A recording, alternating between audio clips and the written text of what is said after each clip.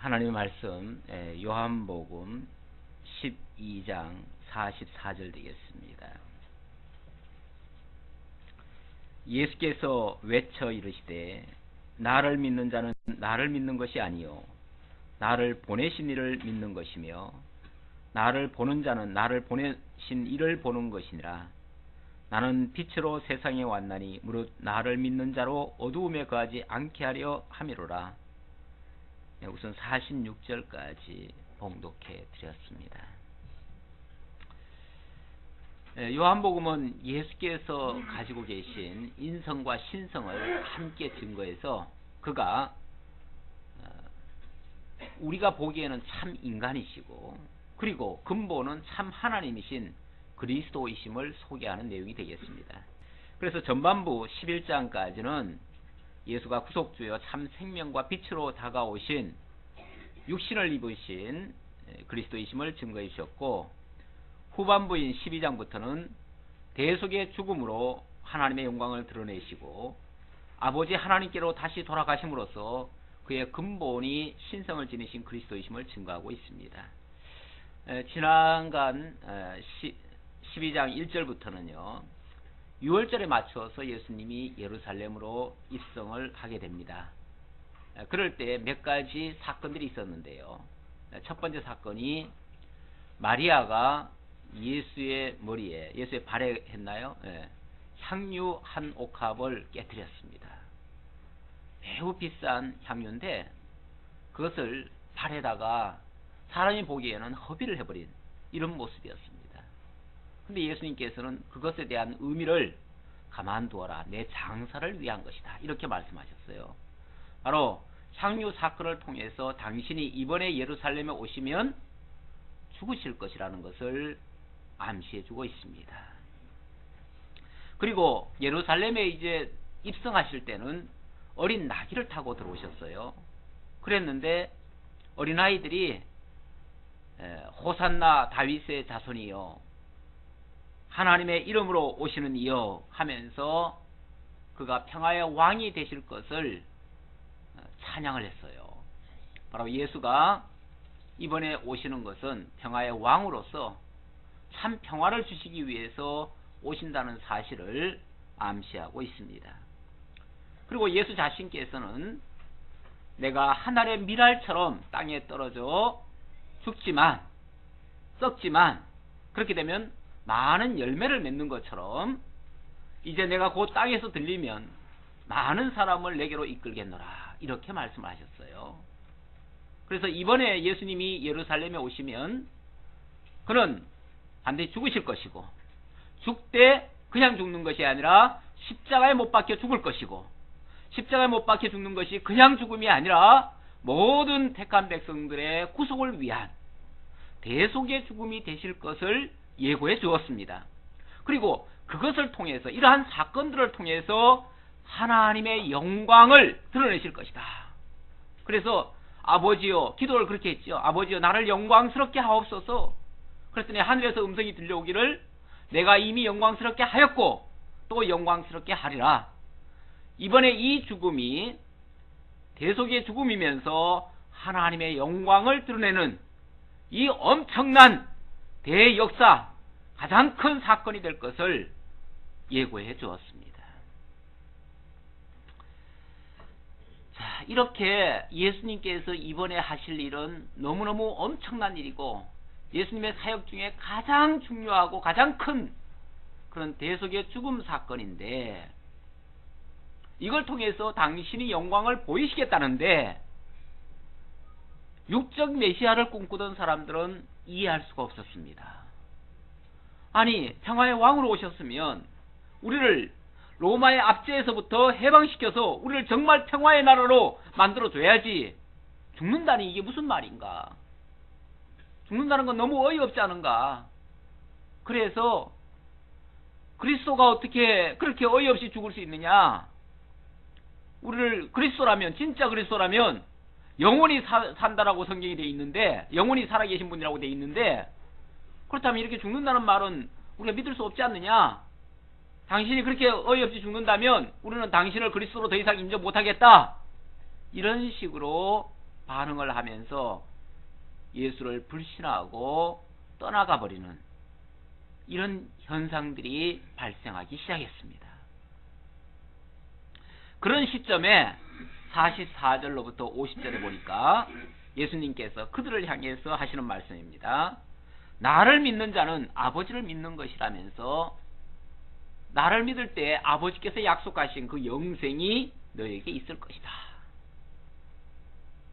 내가 죽으면 그걸로 끝나는 것이 아니고 오히려 그 일을 통해서 하나님의 영광이 드러나고 그 일을 통해서 너희에게 영원한 생명이 주어질 것이다 라고 하는 그러한 말씀을 하시는 내용이죠. 자, 44절 다시 한번 보겠습니다.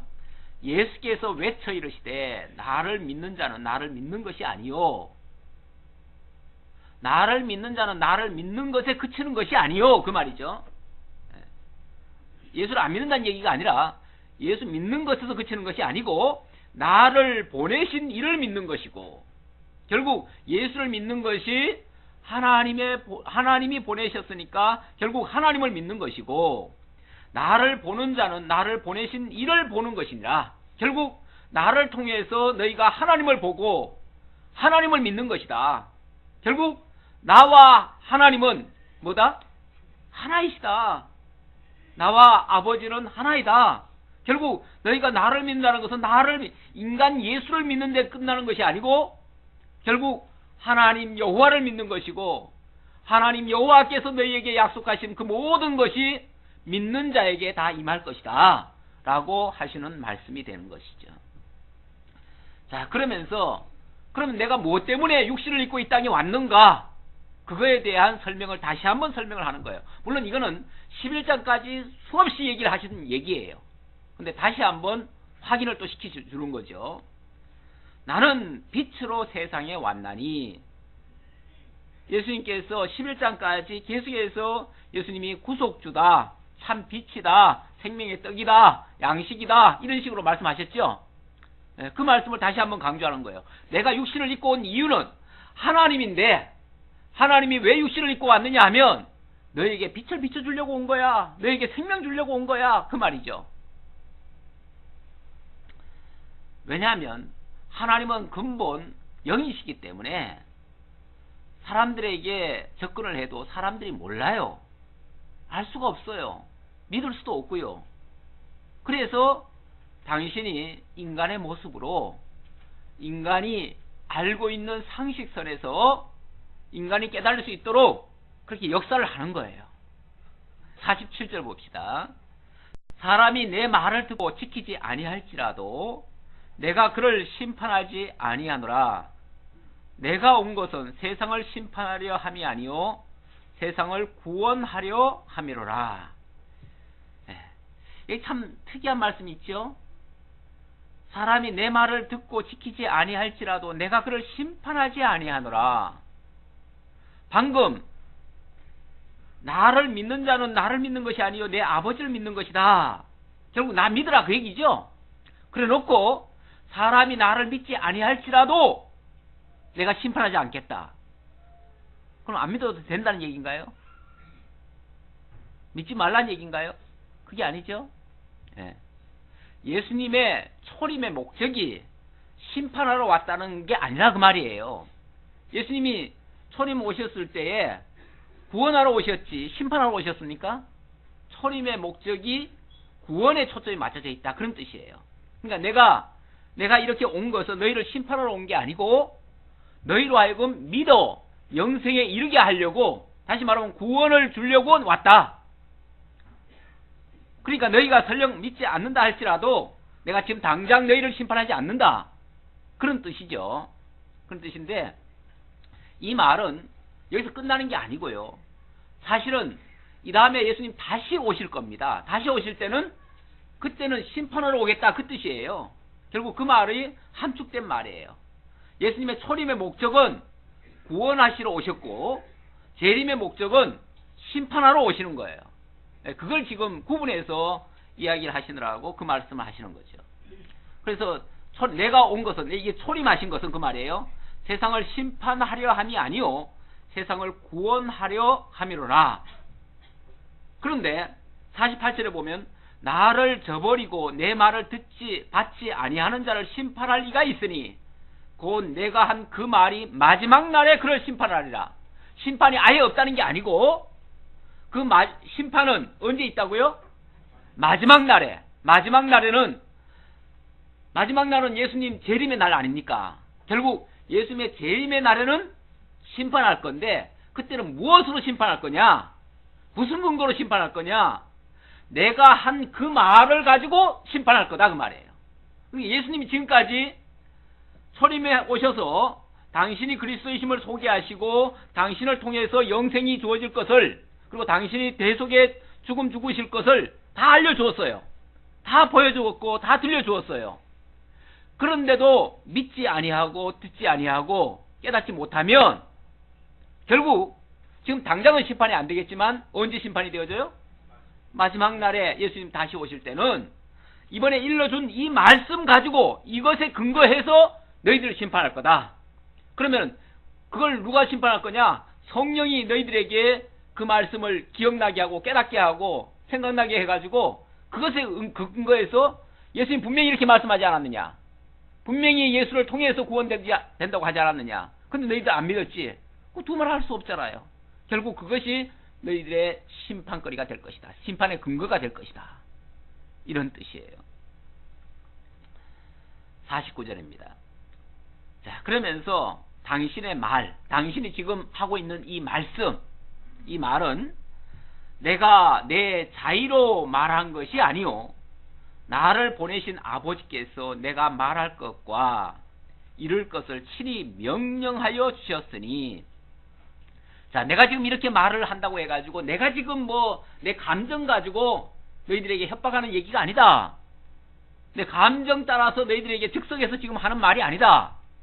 이 말들은 전부 내 아버지께서 친히 이렇게 말할 것까지도 다 일러주시고 알게 해서 친히 명령하신 것이다. 결국 그 명령문으로, 명령형이죠. 명령문으로 언약하신 걸 얘기하는 거죠. 결국 하나님의 언약하신 것을 내가 지금 너희들에게 들려주고 알게 해주는 거다. 그 언약대로 되어지는 역사들을 당신이 지금 하시는 거다 그 말이에요. 결국 당신이 하시는 일, 당신이 하시는 말씀이 곧 이루시는 일들이에요. 그런데 그 일들이 아버지께서 명하신, 언약하신 그것을 내가 지금 이루고 말하는 거다 그 얘기예요. 결국 예수님은 아버지의 언약하신 것을 이루시기 위해서 오셨고, 그것이 모든 자들에게 믿음의 근거도 되지만 나중에 가서는 심판의 근거도 된다는 것을 일러주는 그런 말씀이 되겠습니다. 그러면서 나는 그의 명령이 영생인 줄 아노라. 여기 명령이라는 말은 곧 언약과 같은 뜻이에요. 결국 하나님의 언약이 뭐냐면 영생이라는 거예요. 그 영생을 언약하시고 거기에 참여케 하시려고 그리스도를 보내셨고 그리스도를 통해서 이루셨고 그것을 믿게 하시고 결국 그 일에 같이 참여케 하시는데, 그러므로 내가 이루는 것은, 내가 지금 말하고 있는 것은 아버지께서 내게 말씀하신 그대로니라. 하나님이 언약하신 그것을 그대로 내가 이루는 것이니라. 그리고 내가 너희들에게 그것을 지금 알려주는 것이니라. 내가 이룬 것을 너희들에게 지금 알려주는 것이다. 이런 식으로 말씀하시는 내용이죠. 자, 그래 놓고 13장으로 넘어갑니다. 13장 1절로부터 11절까지. 자, 이 13장부터는 12장부터가 결국 신성을 가지신 그리스도, 신성의 영광을 증거하는 내용인데, 12장에서는 당신에게 그런 영광이 있을 것을, 영광스럽게 될 것을 예고를 하셨고, 예고하신 내용을 이제 제자들에게 교훈을 하십니다. 그 영광의 내용을 교훈으로 하셔요. 교훈하시기 위해서는 실제 당신이 본을 보이시기도 하고요. 행동으로 이렇게 하시죠. 뭐 교훈이라고 해서 말로만 하는 교훈이 아니고요. 실제 보여주시는 그러한 교훈을 하시죠. 그 내용이 13장 1절로 11절에 보니까 먼저 예수께서 내가 너희들을 끝까지 사랑한다. 사랑한다. 그 사실을 친히 보여주시려고 제자들의 발을 씻어주시는 이러한 장면이 소개되고 있습니다. 13장 1절입니다. 유월절 전에, 자, 유월절을 이제 아주 이제 임박해서라 그 말이에요. 유월절이 임박했어요. 이번 유월절은요, 물론 아직까지 그 얘기가 안 나왔지만 이미 사실 예고는 됐죠. 12장에서 벌써 그 향유를 부어가지고 이번 유월절이 예수의 죽음이 일어날 것이다 라는 것을 알게 해주었는데, 자, 이번 유월절은 이제 마지막 유월절입니다. 예수님이 이 땅에 오셔서 마지막 유월절이고, 그리고 구약의 유월절 사건이 바로 이 시점, 이때를 위해서 되어졌던 역사예요. 결국 이때를 예언케 하시려고 이루어졌던 역사들이에요. 자, 그러니까 이번 이 유월절이 곧 예수님께서 이루실 진짜 유월절, 유월절 어린 양으로서 이제 마지막 죽음에 이르게 될 것인데, 그 유월절 전에, 그 유월절이 이제 임박해져 가지고 유월절 하루 앞두고 이제 되어지는 일이라 그런 뜻이에요. 전에 예수께서 자기가 세상을 떠나 아버지께로 돌아가실 때가 이른 줄 아시고, 이건 이제 기자가 봤을 때, 아, 예수님 다 알고 지금 저렇게 행동하시는구나, 이렇게 지금 얘기하는 거죠. 얘기하는 건데, 아, 예수님은 꼭 뭐 알고 모르고가 이건 당연하신 거죠. 당연히 그냥 당신이 아시는 거죠. 예. 인간적 표현으로 마치 몰랐던 것을 아는 것처럼 이렇게 이제 표현이 된 건데, 원래 아신 거죠. 원래 이번 유월절이 당신이 죽으실 때라는 것을 너무나 잘 아시죠. 그래서 이미 앞서서 벌써 그런 행동들이 다 나왔잖아요. 그런 역사들이 다 일어났잖아요. 예, 그것을 아시고, 근데 여기 자기가 세상을 떠나 아버지께로 돌아가실 때가 이른 줄 알았다. 아버지가 누구예요? 하나님, 영원하신 하나님이에요. 결국 당신이 영원한 곳으로, 본래 계시던 곳으로, 본래 신분으로 돌아가실 것을 얘기를 하고, 그 본래 신분이 무엇인가를 지금 간접적으로 설명하는 거죠. 그가 근본 신성을 가지신 하나님이시다 라는 것을 지금 설명하는 이야기죠. 이 장면도. 자, 그러면서 세상에 있는 자기 사람들을 사랑하시되 끝까지 사랑하시더라. 그런데 지금 세상을 떠나요. 그리고 아버지께로 가셔요. 이 세상 기준으로 보면 세상 사람들은 떠날 때 어떻게 떠납니까? 끝까지 사랑하면서 떠납니까? 아니면은 모든 것을 다 내려놓고 떠납니까? 세상 사람들은 더 이상 사랑하고 싶어도 사랑을 할 수가 없어요. 그렇죠? 예. 더 이상 주고 싶어도 줄 것도 없고요. 결국은 모든 걸 다 내려놓고 다 그만두고 정리하고 그리고 떠나면 떠나죠. 세상 사람들은 그렇죠. 그런데 예수님께서는 그걸 다 내려놓는 게 아니고 끝까지 사랑하셨다는 것을 보여주시고 알게 하신다, 그런 뜻이에요. 자, 그 사랑하시는 방법이 뭐냐면, 사랑하시는 내용이 뭐냐면, 이제부터 되어지는 일들인데, 고르는 중에 이런 이야기가 하나 삽입이 됐습니다. 마귀가 벌써 시몬의 아들 가룟 유다의 마음에 예수를 팔려는 생각을 넣었더라. 자, 이번 유월절이 예수의 죽음의 때가 됐다. 근데 예수가 죽으시려면은 무슨 역사가 일어나야 돼요? 죽음의 역사가 일어나야 돼요. 죽게 할 역사가 일어나야 돼요. 죽게 할 역사가 일어나려면 예수를 파는 역사가 있어야 되고요. 예수가 잡히는 역사가 있어야 되고요. 예수가 고난을 받으시는 역사가 있어야 돼요. 이런 일이 벌써 시작이 됐다는 얘기예요. 시작이 됐다. 예수님은 벌써 다 아시죠. 다 아시면서 지금 벌써 당신이 아버지께로 돌아가실 때라는 것을 아시면서 지금 이런 말씀들을 하시고 행동들을 하시는데, 이미 한편에서는 그런 역사가 벌써 일어나고 있다. 모든 일은 그런 어떤 하나님의 그 정하신 뜻을 따라서 일이 착착 진행되고 있다는 것을 지금 보여주는 거예요. 입체적으로 지금 그렇게 되어지고 있다, 그런 뜻이에요. 저녁 먹는 중 예수는 전형본능 중 예수는 아버지께서 모든 것을 자기 손에 맡기신 것과 또 자기가 아버지께로부터 오셨다가 아버지께로 하나님께로 돌아가실 것을 아시고 저녁 잡수시던 자리에서 일어나 겉옷을 벗고 수건을 가져다가 허리에 두르시고 이에 대야에 물을 떠서 제자들의 발을 씻으시고 그 두르신 수건으로 닦기를 시작하여, 예수님이 당신이 이제 하나님께로 다시 돌아가는 과정에서 제자들을 끝까지 사랑한다는 사실을 보여주시려고 이런 이제 역사를 하는 거예요. 갑자기 식사하시다가, 식사가 다 끝났는지 어쩐지 모르겠지만은 뭐 다 끝났다는 표현은 없고 저녁 잡수시던 자리에서 일어났다 하는 거 보니까 저녁을 드시다가 자리에서 벌써 일어나신 것 같아요. 다른 사람들은 다 아직 먹고 있으니까 그 사람들은 음식을 먹어도 우리처럼 이렇게 빨리 먹고 일어나는 스타일이 없습니다. 원래 느긋하게 먹고 그냥 이야기하고 계속 하는 일들이 그런데, 근데 예수님 벌떡 일어나시더니 밖에 나가가지고 대야에다가 물을 또 오시는 거예요. 그리고 수건을 딱 두르시고는 씻어줄 준비를 하시는 거예요. 그리고 제자들 한 사람 한 사람 앉혀놓고 그 앉은 자리에 가가지고 당신이 대야를 대미시면서 씻어주는 거예요. 그리고 수건으로 닦아주는 거예요. 아마 제자들로서 깜짝 놀랄 일이죠. 왜 갑자기 예수님이 이러시는가? 그런 행동은 이상하잖아요. 일반적으로는 발을 씻겨주는 사람이 누굽니까? 종이죠. 종. 원래 그 유대 사회는 상정과 종 관계가 있어요. 그래가지고 주인이 멀리 나갔다가 돌아오면은 꼭 그 종들이 대야에다가 물 떠다가 씻겨주는 그런 습관이 있습니다.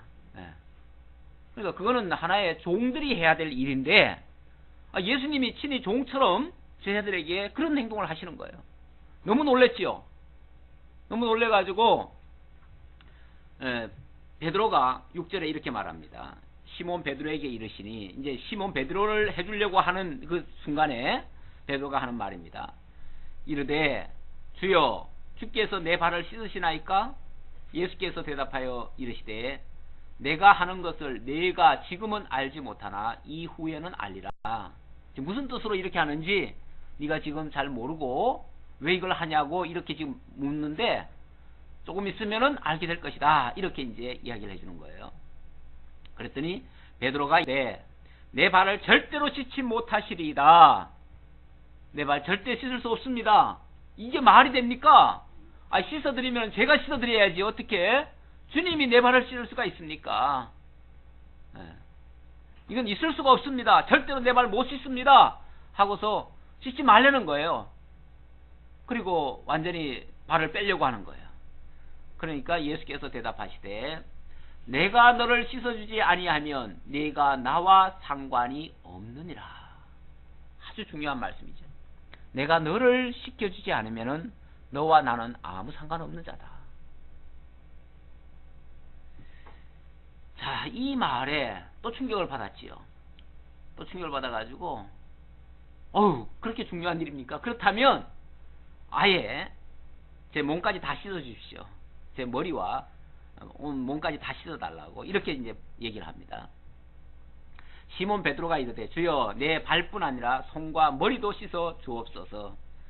약삭 빨라요. 씻어줄수록 좋다고 하니까 그러면은 전체 다 모욕시켜주면 더 좋겠구나 라고 생각을 한 거죠. 그랬더니 예수께서 이르시되 이미 목욕한 자는 발밖에 씻을 필요가 없느니라.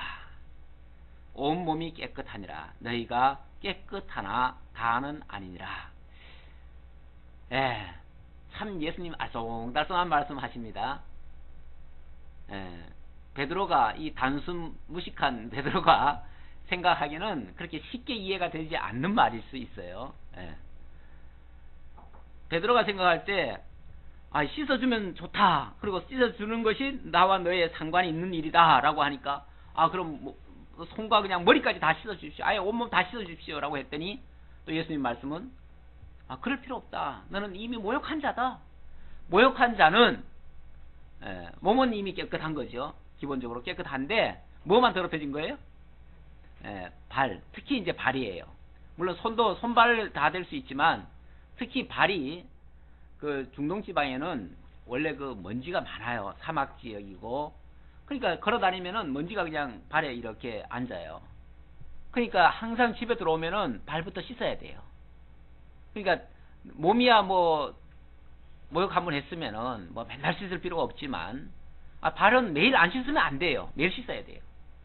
그 정도로 발이 이제 지저분해졌기 때문에 그런 의미를 가지고 그런 이제 시대적 상황을 가지고 이제 얘기를 하신 건데 여기는 아주 중요한 신학적 의미가 담겨져 있지요. 무슨 의미일까요? 예? 다들 아시는 것 같이 말씀하시는데 그렇습니다. 우리가 이제 예수님의 그 의도 속에는 그런 게 있습니다. 너희가 내 안에 있고 너희가 나를 영접하고 나로 말미암아 너희가 거듭났으며 성령으로 말미암아 거듭났으면 너희는 이미 영이 깨끗해졌다. 너희는 이미 구원받은 자들이다. 그런 뜻이죠. 그런데 그런 자들도 여전히 뭐가 있습니까? 육신을 가지고 있죠. 육신을 가지고 있으니까 육신적으로는 또 육신이 또 날마다 원하는 게 있잖아요. 그런 걸 하다 보니까 하나님의 뜻과는 맞지 않는 일들이 육신적으로 나타나는 일들이 있어요. 이게 일종의 실수라면 실수고 그게 범죄라면 범죄예요. 그런 것에 대해서는 씻어야 된다. 그것은 날마다 돌이켜야 되고 날마다 회개해야 된다. 이런 뜻이에요. 우리 예수 믿는 사람들 회개할 필요 없죠. 이미 구원받았으니까. 우리 예수 믿는 사람들은 이미 다 구원받았기 때문에 회개할 필요 없다. 이렇게 하시는 분들이 소위 구원파입니다. 구원파들은 예수 믿은 이후에 우리가 회개가 필요 없다는 거예요. 왜? 이미 구원받았는데 이미 영혼이 다 깨끗해졌는데 무슨 우리가 그리고 어차피 나중에 구원받는 거는 영만 구원받는 건데 육신이야 뭐 어차피 다 썩어 문드러지고 없어질 건데 무슨 상관이 있느냐 이래가지고 구원파들은 완전히 이미 예수 믿은 것으로 다 끝났다라고 그렇게 얘기를 합니다. 그런데 성경은 꼭 그렇게 말하지 않지요. 우리가 육신적으로 잘못한 부분에 대해서는 돌이켜야 되고 뉘우쳐야 되고 반성해야 되고 고쳐야 되고 그런 거는 용서받을 수 있다는 거예요. 그거는 돌이키면 씻으면 된다는 거예요. 고치면 된다는 거예요. 그런데 영이 거듭나지 못했으면 그거는 고쳐서 돼야 안 돼요. 그건 고쳐서 될 수 있는 일들이 아니에요.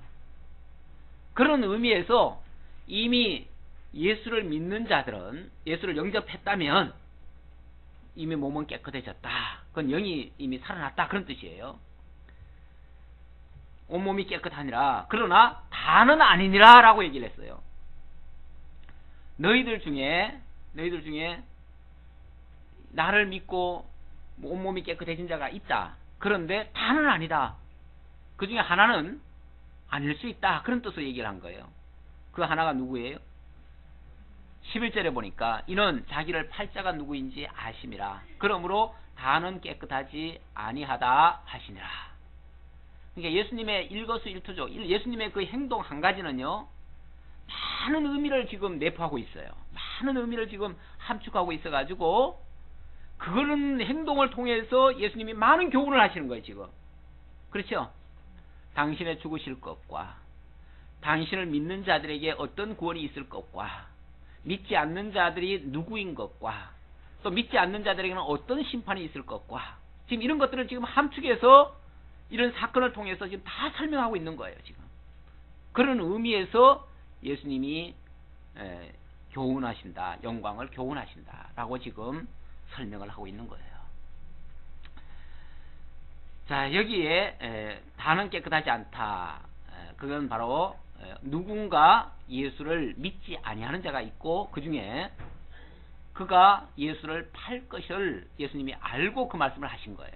바로 가룟 유다가 예수님을 팔 것을 얘기를 했는데 그는 근본 거듭나지 못한 자입니다.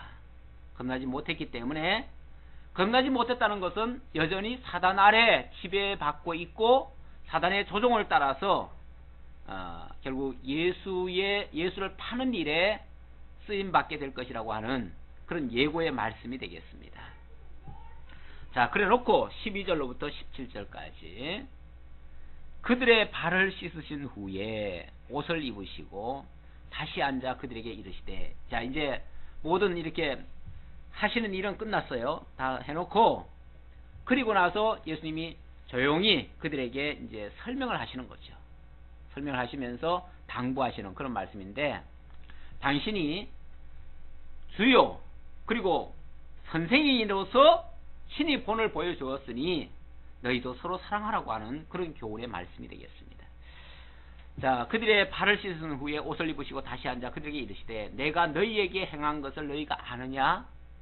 지금 무슨 뜻으로 이렇게 했는지 알겠느냐? 너희가 나를 선생이라 또는 주라 하니 너희 말이 옳도다. 랍비여 하는 말은 선생이여 이 말이거든요.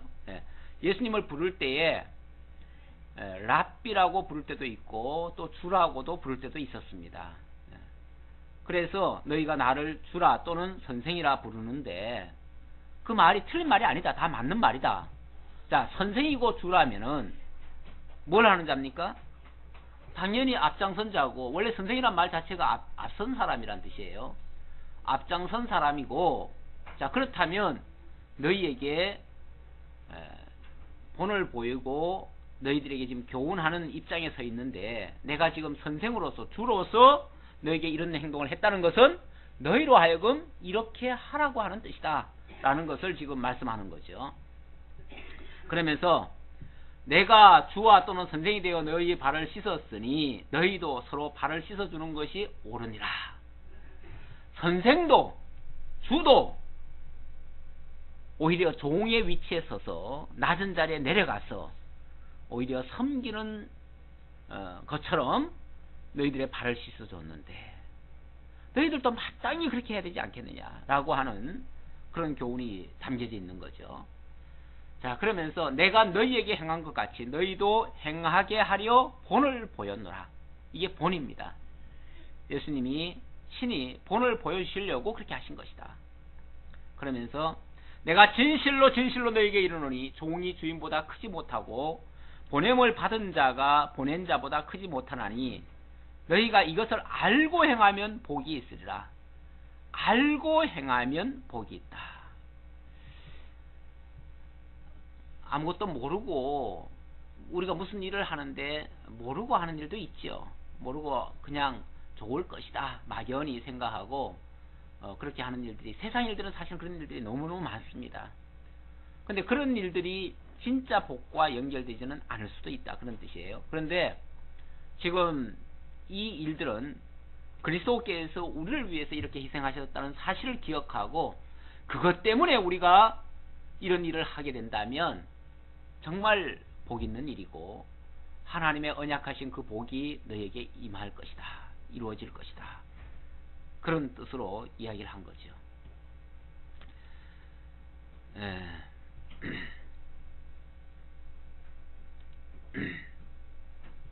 그리고 내가 너희에게 이미 깨끗해졌는데 먼지 묻은 거 그 발을 닦아준 것처럼, 기본적으로 말하면 전부 다 그리스도 안에서 다 구속받은 사람들이죠. 제자들이 다 구속받은 사람들이죠. 구속받았는데 보면은 이제 실수를 하잖아요.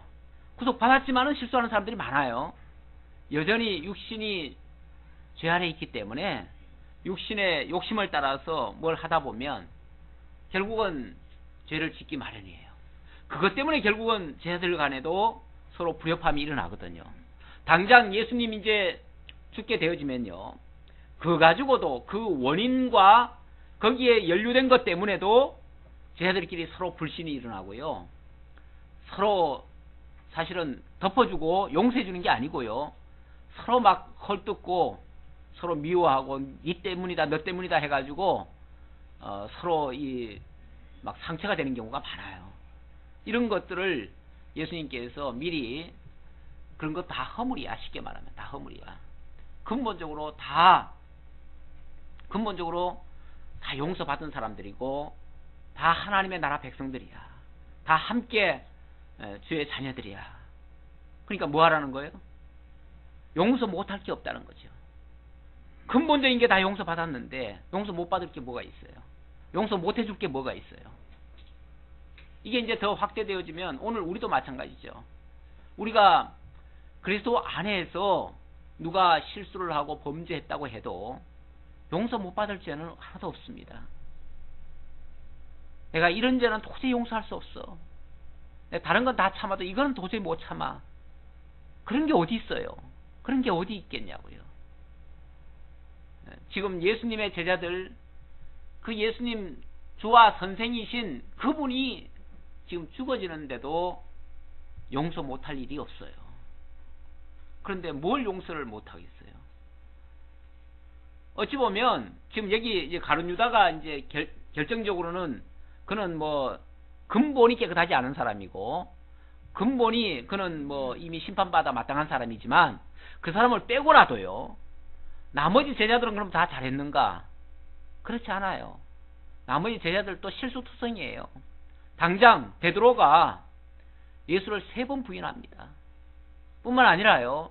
예수님 잡혀 들어가니까 제자들이 다 뿔뿔이 도망쳐요. 자기만 살겠다고 고향으로 내려가는 친구도 있고요. 마가의 다락방에 숨어가지고 나오지도 못하는 사람도 있고 겁쟁이들도 있고요. 온갖 그 잘못된 모습들이 다 나옵니다. 그런데 만약에 그거 가지고 서로 원망하고 불평하고 용서 못하고 이렇게 된다면 아무것도 안 되죠.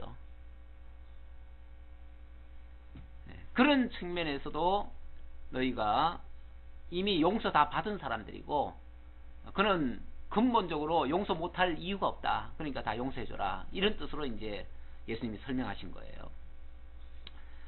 자, 그 다음 18절로부터 20절까지 제자들 중에 영접하는 자와 영접지 않을 자가 있을 것을 예고해 주십니다. 물론 뭐 11제자와 가룟 유다를 두고 하는 말인데요. 내가 너희 모두를 가리켜 말하는 것이 아니니라. 나는 내가 택한 자들이 누구인지 알미라.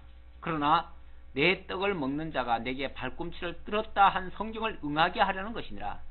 예수님이 몰라서 지금 12제자들한테 다 지금 하는 게 아니에요. 어떤 친구는 자기를 이제 곧 팔아가지고 배신할 것을 다 알고 계셔요. 그러면서도 예수님이 마치 본을 보이듯이 그렇게 다 해주셔요. 사실은 뭐 발 씻어주는 건 다 똑같이 해주시는 거예요. 뿐만 아니라 떡을 준다고 그러잖아요. 떡을. 그렇죠? 네. 이게 이제 쉽게 말하면 성찬이에요. 사실은 성찬인데 성찬 그러니까 예수님이 죽기 전날에 하신 일이 2가지예요. 아니 사실은 그거 말고도 있지요. 많은데 마지막 6월절 만찬 때 있었던 일이 2가지라는 거죠. 첫 번째가 바로 발 씻어 주신 것이고 또 하나가 바로 성찬식이에요. 떡을 떼주는 거예요. 떼주는 건데 떡을 누구부터 떼어줍니까?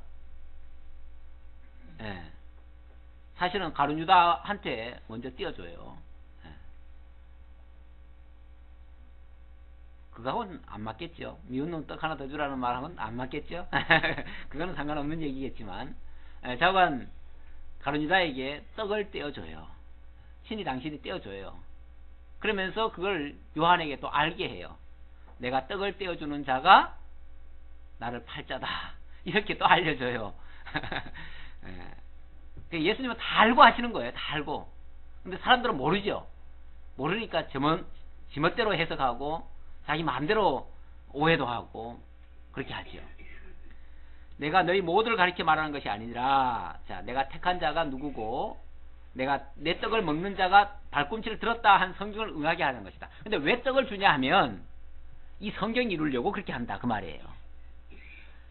구약성경 10편의 41편 9절에 보면 이런 말씀이 있어요. 제가 한번 10편 41편 9절 한번 볼게요.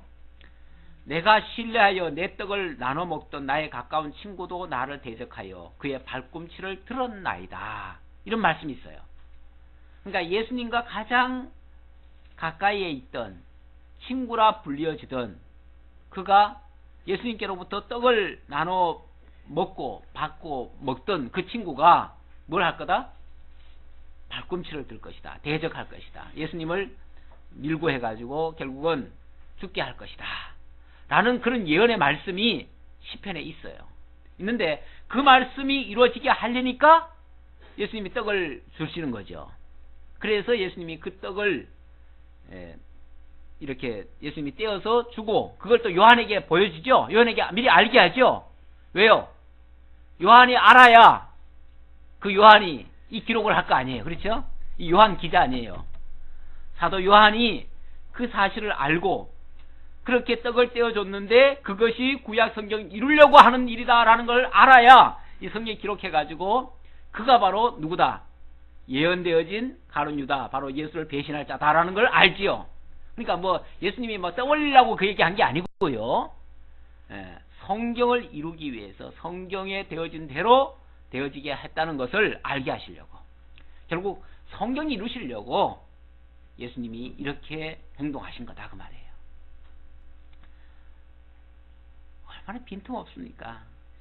정말 성경의 말씀이 어느 것 하나도요 그냥 우연히 일어나는 게 없고 저절로 되어지는 게 없고요, 모두가 다 성경을 이루고 그 성경이 결국 예수가 그리스도이심을 증명하는, 그리고 하나님이 여호와 되심을 알게 하는 그런 내용이 아닐 수가 없어요. 자, 그러면서 19절, 지금부터 일이 일어나기 전에 미리 너희에게 일러두면, 지금부터 이렇게 되어질 일을 미리 알려준다고 하잖아요 지금. 그렇죠? 미리 알려주는 이유가 있어요. 왜 미리 알려주는가? 일이 일어날 때 막상 그 사건이 일어나가지고 정말로 막 배신의 역사가 일어나고 예수는 잡혀 들어가고 뭐 난리가 나잖아요 이제. 그렇죠? 난리가 나고 한바탕 태풍이 지나간 다음에 도대체 이게 왜 일어났는가, 왜 이런 일이 있었는가 라는 사실을 알기 위해서는 뭐가 필요해요? 말씀대로 이루어졌음이 증명이 돼야 돼요. 그걸 알려니까, 말씀대로 이루어졌음을 알게 하려니까 말씀을 미리 하시고 그 말씀대로 되어지는 역사가 일어나는 거죠. 물론 기본적으로는 하나님의 언약이 먼저 있어요. 있고 그 언약 되어진 것을 예수님이 말씀을 해주셔요. 이제 이런 시간에 곧 있기 전에. 그리고 실제로 그 사건이 일어나요. 그러니까 예수는 하나님의 언약을 이루시기 위해서 오셨고 그 말씀을 해주신 다음에, 예고해 주신 다음에 그대로 일어나요. 그래서 예수는 그 말씀대로 이루셨다라는 증명이 되는 거죠.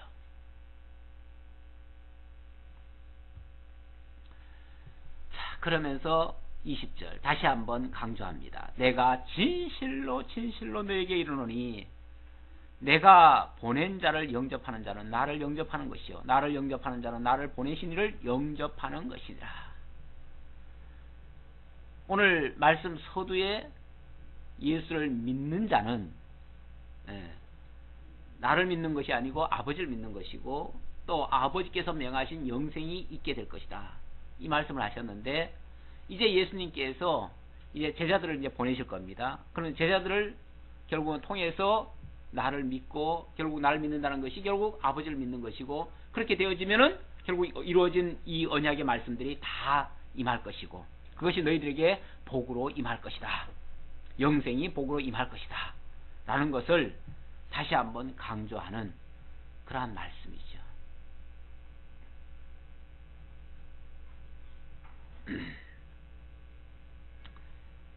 오늘 여기까지 할까요?